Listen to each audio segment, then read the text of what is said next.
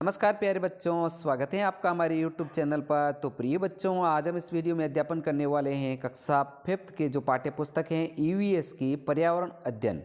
इस पाठ्य पुस्तक की चैप्टर संख्या 10 इमारतें। इस पाठ का संपूर्ण सॉल्यूशन इस वीडियो के माध्यम से हम करेंगे। तो बच्चों, बगैर समय को खराब करते हुए शुरू करते हैं पाठ 10 इमारतें के प्रश्न उत्तर। देखते हैं सबसे पहले सोचो। इसके तहत हम देखते हैं 1 नंबर प्रश्न, इतने सारे बुर्ज क्यों बनाए गए होंगे?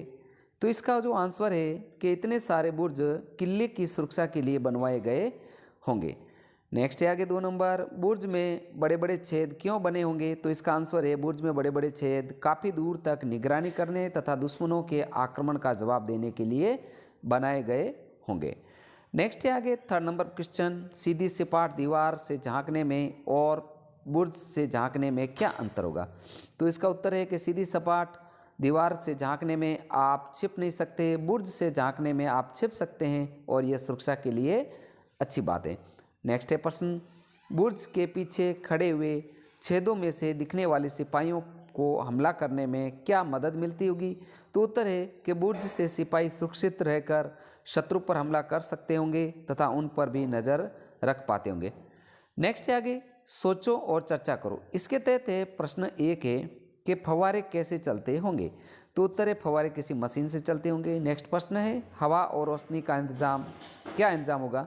उत्तर है हवा और रोशनी के लिए बड़े बड़े दरवाजे, खिड़कियां और रोशनदान बनवाए गए होंगे। नेक्स्ट आगे देखते हैं, चित्र में दीवार पर की गई नक्काशी को ध्यान से देखो, कितनी इतनी सुंदर और बारीक नक्काशी करने में और किन औजारों का इस्तेमाल होता होगा? तो उत्तर है इतनी सुंदर नक्काशी के लिए हथौड़ा और छेनी का इस्तेमाल होता होगा।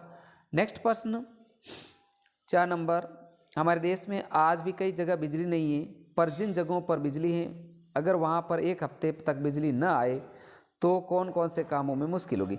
तो उत्तर होगा कि बिजली नहीं आने पर चारों तरफ अंधेरा हो जाएगा, पंखा, टीवी, कंप्यूटर आदि नहीं चला पाएंगे, हम आधुनिक घरेलू उपकरणों का इस्तेमाल नहीं कर पाएंगे।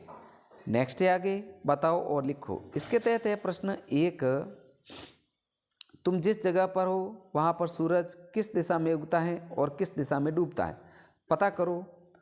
तुम जहाँ खड़े हो वहाँ से पूर्व दिशा में क्या क्या है, पश्चिम में क्या क्या है तथा उत्तर दक्षिण में क्या क्या है? तो इसका उत्तर होगा कि मैं जिस दिशा में हूँ, जिस जगह पर हूँ, वहाँ सूरज पूर्व में उगता है और पश्चिम में डूबता है। मेरे पूर्व में पहाड़ और पश्चिम में पार्क हैं, मेरे उत्तर में डाकघर और दक्षिण में विद्यालय। तो प्यारे बच्चों, यह जो प्रश्न का आंसर है आप खुद स्वयं जो एक जगह पर खड़े होकर के मतलब वस्तु स्थिति का पता करके भी इसका आंसर लिख सकते हैं कि आपके उत्तर में क्या है, दक्षिण में क्या है, पूर्व में क्या है। नेक्स्ट है आगे देखते हैं, गोलकोंडा के नक्शे को देखो, चारों दिशाएं तीर के निशान से दिखाई गई। इसके तहत है प्रश्न 1 है, अगर तुम बोडली दरवाजे से किले के अंदर देख रहे हो तो कटोरा हौज किस दिशा में? तो वहाँ से उत्तर होगा नक्शे के अनुसार कटोरा हौज उत्तर दिशा में है। नेक्स्ट प्रश्न, अगर कोई बंजारा दरवाजे के अंदर आ रहा है तो कटोरा हौज उसकी किस दिशा में होगा? पश्चिम दिशा में होगा। नेक्स्ट है आगे, बाला हिसार से तुम किस दिशा में चलोगे कि मोतीमहल पहुंच जाओ? वहाँ पूर्व दिशा में। नेक्स्ट है आगे प्रश्न, किले की बाहरी दीवार पर कितने दरवाजे दिख रहेंगे? तो उत्तर है किले की बाहरी दीवार पर 9 दरवाजे दिख रहे हैं। नेक्स्ट प्रश्न, गिनकर बताओ किले में कितने महल हैं? तो किले में 3 महल हैं। नेक्स्ट प्रश्न, पानी के लिए क्या क्या इंतजाम दिख रहे हैं जैसे बावड़ी, कुएँ, हौज? तो उत्तर होगा पानी के लिए 5 बावड़ियाँ और 3 हौज बनवाए गए हैं। नेक्स्ट है, नक्शे में 1 सेंटीमीटर जमीन पर 110 मीटर दूरी दिखती है।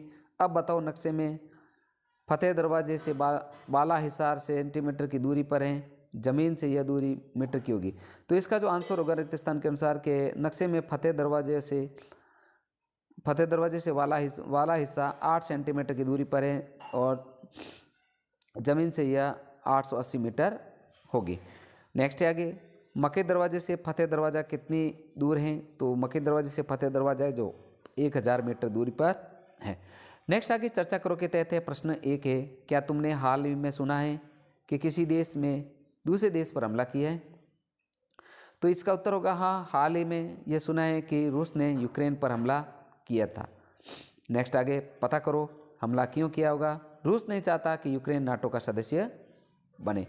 नेक्स्ट प्रश्न है, किस तरह के हथियार इस्तेमाल किए गए तो इस युद्ध में अत्याधुनिक मिसाइलें, बंदूकें, लड़ाकू विमान, टैंकर आदि चले थे। नेक्स्ट है आगे, किस किस तरह का नुकसान हुआ? तो उत्तर है, इस लड़ाई में 1000 लोगों की जान गई, बहुत से घर टूट गए, बिखर गए और संपत्ति का नुकसान हुआ। नेक्स्ट प्रश्न पता करो। इसके तहत हम देखते हैं 1 नंबर चैप्टर, 1 नंबर क्वेश्चन है जो, तुमने कभी कांसे की कोई चीज़ें देखी है? तो उत्तर होगा हाँ, हमने कांसे की मूर्तियाँ, सजावटी वस्तुएं और पदक देखे होंगे।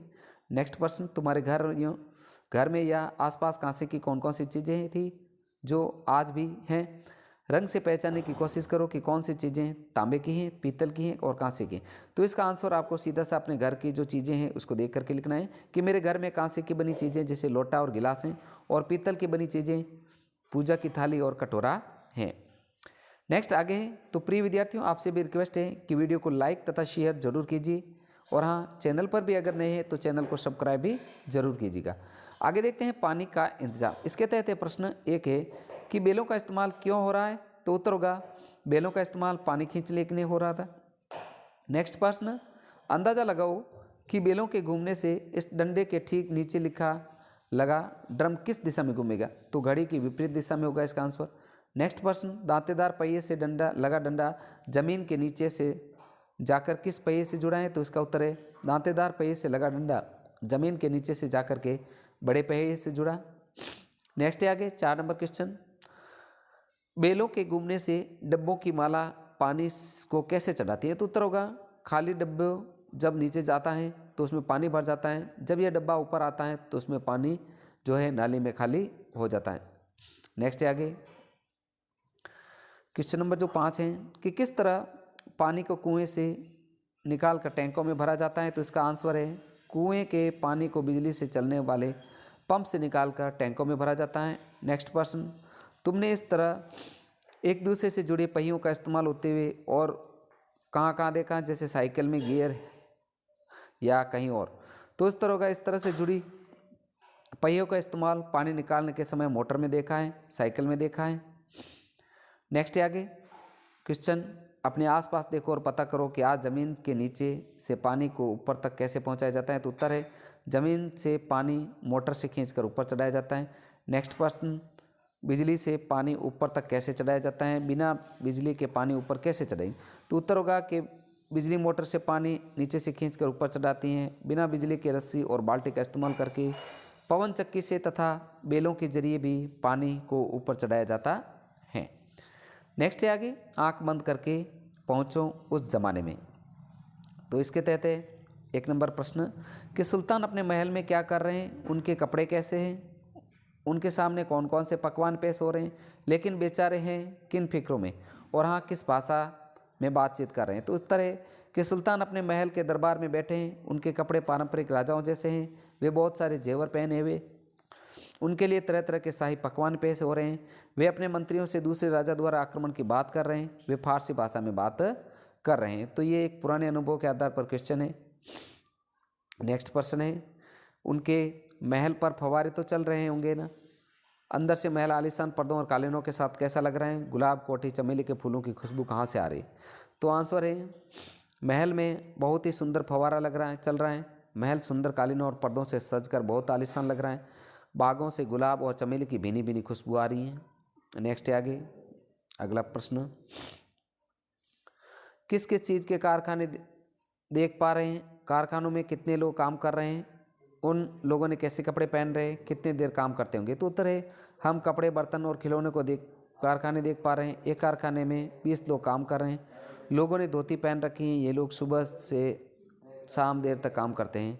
नेक्स्ट है आगे, अरे वहाँ देखो, वह कारीगर पत्थरों को छेनी और हथौड़ों से काट काट कर कितनी सुंदर नक्काशी कर रहे हैं। क्या पत्थरों की धूल से कारीगर को दिक्कत हो रही है? तो उत्तर होगा पत्थरों की धूल से कारीगर को बीमारी हो सकती है, इसलिए सभी कारीगर अपनी नाक पर कपड़ा बांधे हुए रहते हैं।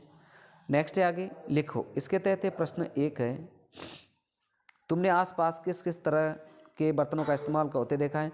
तो उत्तर है मैंने अपने आसपास पीतल, स्टील, तांबा आदि के बर्तनों का इस्तेमाल होते देखा है।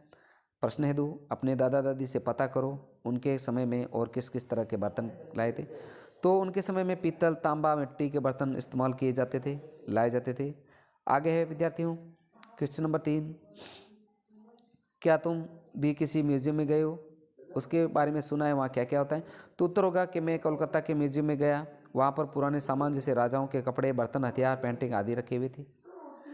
अब आगे है इमारत के सर्वे। तो प्रिय विद्यार्थियों, आपसे रिक्वेस्ट भी है वीडियो को पूरा देखें ताकि आपको ये चैप्टर समझने में मदद मिलेगी। और यहाँ पर है इमारत को सर्वे में लिखो। तो यहाँ पर इससे संबंधित कुछ क्वेश्चन है, वो देख लेते हैं। क्या तुम्हारे घर के आसपास कोई ऐसी पुरानी इमारतें जिसे देखने के लिए लोग आते हैं? यदि हैं तो कौन सी? तो इसका उत्तर होगा हाँ, मेरे घर के पास एक मकबरा है जिसे देखने के लिए लोग आते हैं। या आप अपने अनुभव के आधार पर अपने घर के जो पास की इमारत के बारे में लिख सकते हैं। नेक्स्ट प्रश्न, क्या तुम कभी कोई ऐसी चीज़ पुरानी इमारत देखने कहीं दूर गए हो? कौन सी? वह तुम्हें क्या कुछ बोलती सी लगी? क्या जान पाए उसके बाद समय के बारे में? तो उत्तर होगा मैंने ताजमहल देखने आगरा गया। ताजमहल बहुत ही सुंदर बना हुआ है। यह मुगल बादशाह शाहजहाँ के द्वारा बनवाया गया है।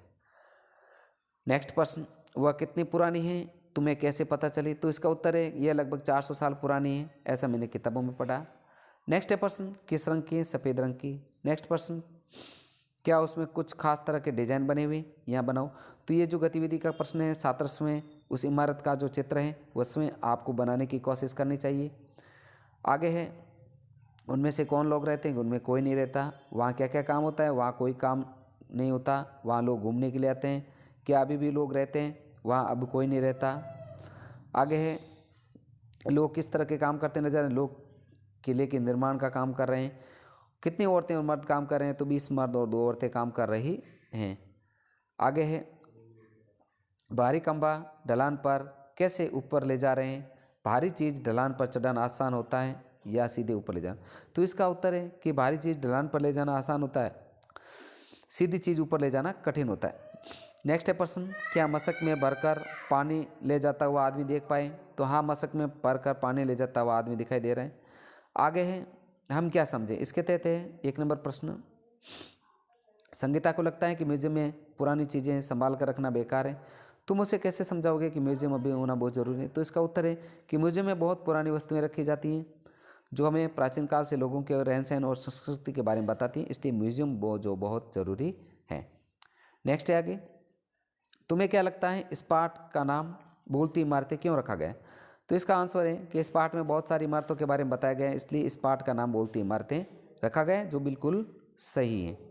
तो प्रिय विद्यार्थियों, इस प्रकार हमने इस वीडियो में कक्षा 5th के जो ईवीएस के पाठ्यपुस्तक का चैप्टर संख्या 10 इमारतें का संपूर्ण सॉल्यूशन हमने किया है।